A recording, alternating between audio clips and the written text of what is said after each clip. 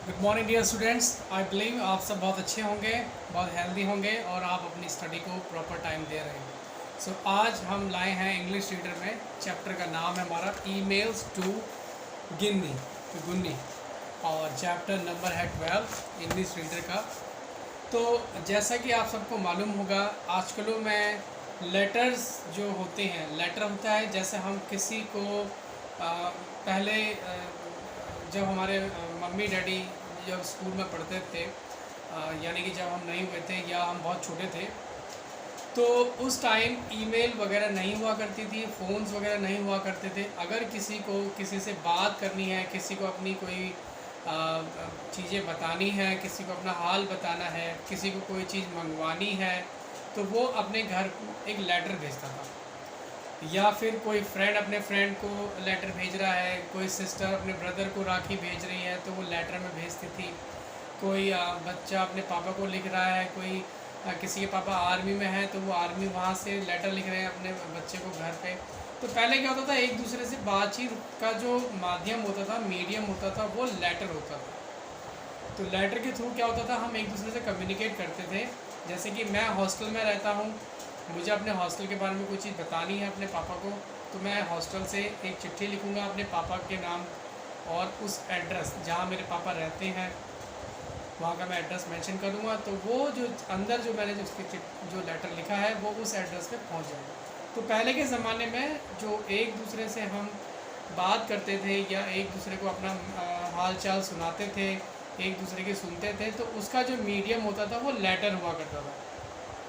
पहले एक पोस्टमैन होता था, चिट्ठियाँ आती थी, पोस्टमैन सारी चिट्ठियों को लेके जाता था, एक बहुत बड़ा पोस्ट ऑफिस होता है वहाँ पे रखता था। फिर वहाँ पे उन चिट्ठियों की छटाई होती थी, कौन सी दिल्ली के लिए है, कौन सी मद्रास के लिए है, कौन सी बॉम्बे के लिए है। अब एक ही पोस्टमैन तो सारी जगह पे डिलीवरी नहीं कर सकता ना, इसलिए जहाँ जहाँ की वो चिट्ठियाँ आए हैं उन सब लेटर्स को एक साथ इकट्ठा करके उसको उस लोकेशन पे पहुँचाया जाता है। जैसे अगर दिल्ली का है या मुंबई का है या मद्रास का है तो पहले उनको मद्रास पहुँचाते हो। मद्रास के बाद फिर वो देखा जाता था कि मद्रास के अंदर भी 4 जोन होते हैं, दिल्ली के अंदर भी जैसे ईस्ट वेस्ट नॉर्थ साउथ होता है, वैसे ही वहाँ पे डिस्ट्रिक्ट वाइज उनको छांटा जाता था। वहाँ पे एक बार उनको सिलेक्शन हो गया उनका डिस्ट्रिक्ट वाइज, उसके बाद उनको अकॉर्डिंग टू द एरिया वहाँ भेजा जाता था। तो ये प्रोसेस हुआ करता था। एक ज़माना था जब वहाँ लेटर्स चला करते थे। अब क्योंकि अब लेटेस्ट टेक्नोलॉजी आ गई है, रोज़ नई नई टेक्नोलॉजी आ रही है, तो आज के टाइम पे हमारे पास फ़ोन्स अवेलेबल हैं। आपको किसी का भी हाल अगर जानना है, बस उसके पास एक फ़ोन होना चाहिए और वो एक नेटवर्क के अंदर होना चाहिए। आउट ऑफ नेटवर्क होगा तो फ़ोन नहीं लग पाएगा। अगर वो उसके पास फ़ोन है और वो नेटवर्क कवरेज में आता है तो आप उससे बात कर सकते हैं। आप खाली अपने घर में ही नहीं, अपनी स्टेट में ही नहीं, आप अपने पूरी कंट्री में कहीं पर भी वो उससे बात कर सकते हैं। खाली आप अपने इंडिया में ही नहीं, अपने कंट्री से बाहर भी बात कर सकते हैं। बस आज आपको फ़ोन उठाना है, आपको आपके फ्रेंड का या जिसको भी आप कॉल करना चाहते हो उसका नंबर मालूम होना चाहिए। उसका नंबर आप डायल करेंगे तो आप उससे बात कर सकते हैं। फिर फ़ोन आया, फिर फ़ोन के बाद फ़ोन से पहले मैसेज आया, मैसेज डाला करते थे हम एक दूसरे को, मैसेज डिलीवर होते थे, हाँ भाई मैं ठीक हूँ। फिर मैसेज के बाद फ़ोन आए, फिर फ़ोन के बाद व्हाट्सएप आया, फिर अब वीडियो कॉल आ गई है। अब वीडियो कॉल कर सकते हैं, आप एक दूसरे को दिखा सकते हैं आप कैसे हैं। पहले वीडियो कॉल पॉसिबल नहीं था। तो ये सब क्या है, टेक्नोलॉजी तो है। अब आप सोचिए कि एक कभी ऐसा भी टाइम था कि जब ये सब चीज़ें एक मैजिक लगता था कि कोई दूर बैठा हुआ है, कोई खाली बस हम ड्रीम करते थे, बस उसकी शक्ल को याद करते थे। लेकिन आज जो टेक्नोलॉजी है, उस टेक्नोलॉजी ने हमें बहुत अच्छा एक इसको हम प्रॉपरली यूज़ कर रहे हैं अपनी लाइफ में, ये बहुत अच्छी चीज़ है। तो आज हमारा जो चैप्टर है वो ईमेल टू गुन्नी है और ईमेल टू गुन्नी का जो मेन पर्पज़ है उसमें हमें समझाना है कि ईमेल क्या होती है। जैसे कि मैंने बताया, पहले के ज़माने में मेल चला करता था, यानी कि लेटर्स जो जाया करते थे, पोस्टमैन होता था। लेकिन अब जो है, अब चलता है ईमेल। ईमेल होता है, ई जो वर्ड है वो बना हुआ है इलेक्ट्रॉनिक से, और मेल जो है, मेल वही है लेटर जो होते थे। यानी ईमेल को हम बोलते हैं इलेक्ट्रॉनिक मेल, यानी कि जो इलेक्ट्रिसिटी की हेल्प से, with the help of computer, computer में आपके एप्लीकेशन होनी चाहिए, जैसे आउटलुक हो गया या फिर याहू हो गया या फिर आपका जो जीमेल अकाउंट हो गया। इनमें अगर आपका अकाउंट है, आपके पास जीमेल की आईडी है, तो आप किसी को भी दुनिया में ईमेल कर सकते हैं। बस आपको उसका ईमेल एड्रेस पता होना चाहिए। तो जो बात हम लेटर में लिखा करते थे वही चीज़ हम ईमेल में लिखते हैं। तो आज हम देखते हैं कि जो गुन्नी है वो किसको ईमेल लिख रही है। देखो, गुन्नी के पास एक लेटर आया है, उसमें लिखा हुआ है, dear Gunni, thank for your email, school is going well this term, but I have got much more project work. We have more science lesson and we also have to learn another language. I have a lot of trouble with the project work. Usually my mommy helps me, however she is spending a lot of time in bed. I am worried that she might be ill, but she says that she just tired and I shouldn't worry. Give my love to all the family members. देखिए, ये गिन्नी वर्मा कोई character है जिसको कि ये letter लिखा गया है। तो वो उसको बता रही हैं अपने हालचाल कि भाई मैं ठीक हूँ। जैसे हम किसी को लिखते हैं तो हम यही बताते हैं, हाँ भाई मैं यहाँ ठीक हूँ, एंजॉय कर रहा हूँ, आपकी याद आ रही थी इसलिए मैंने आपको लेटर भेज दिया। तो इसमें भी गुन्नी बता रही है कि स्कूल अच्छा चल रहा है। जब हम किसी से बात करते हैं, कोई बड़ा हमसे मिलता है, जब कोई गेस्ट हमारे घर में आता है तो वो हमसे यही पूछता है, बच्चों कैसे हो, पढ़ाई कैसे चल रही है, कौन सी क्लास में आ गए, स्टडी सही से कर रहे हो नहीं कर रहे हो, कोई ट्रबल है। तो हम बताते नहीं, हमारा स्टडी अच्छा चल रहा है, हम जो भी जैसा भी हमारा स्टडी चल रहा है हम बताते हैं।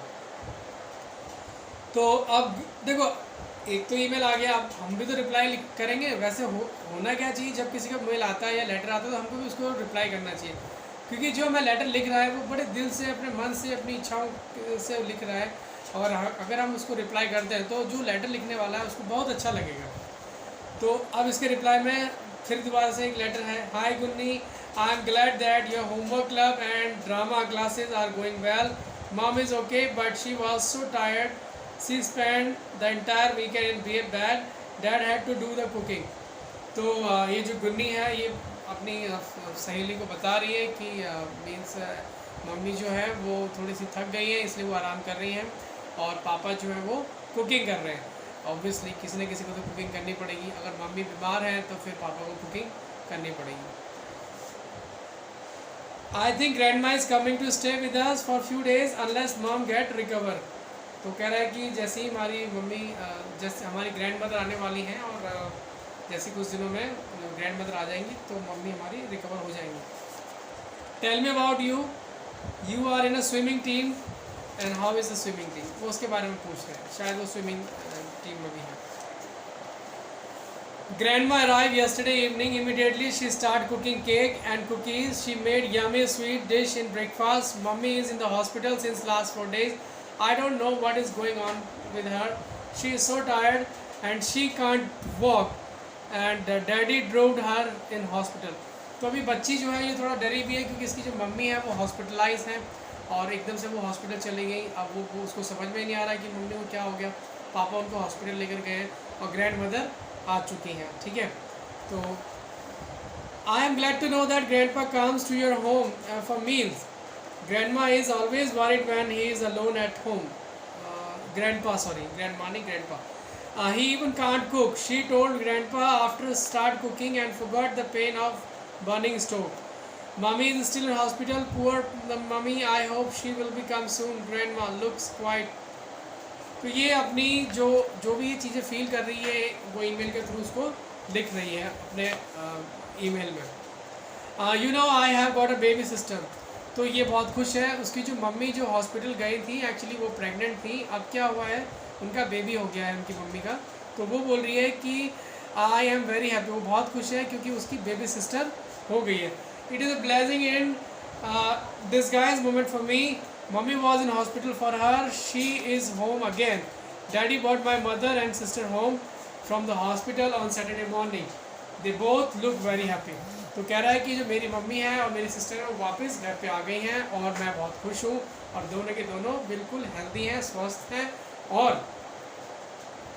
अब मेरे को समझ में आ गया कि my mother was not ill but she was waiting to have her doll, वो अपनी गुड़िया के होने का वेट कर रही थी। तो यहाँ पे हमारा ये ईमेल का चैप्टर ख़त्म हो जाता है, ठीक है। तो मैं एक्सपेक्ट करता है आपको ये स्टोरी अच्छे से समझ में आया होगा। आप इसकी जितनी भी MCQs हैं वो हम आपको PDF में शेयर कर देंगे, बट टिल द टाइम आप इसके वर्ड मीनिंग करो और वर्ड मीनिंग को आप करके हमें ग्रुप में शेयर करो। Thank you students for watching this video. आप अच्छे से रहिए, हेल्दी रहिए और अपने पापा मम्मी का बात को मानिए। Bye bye, take care.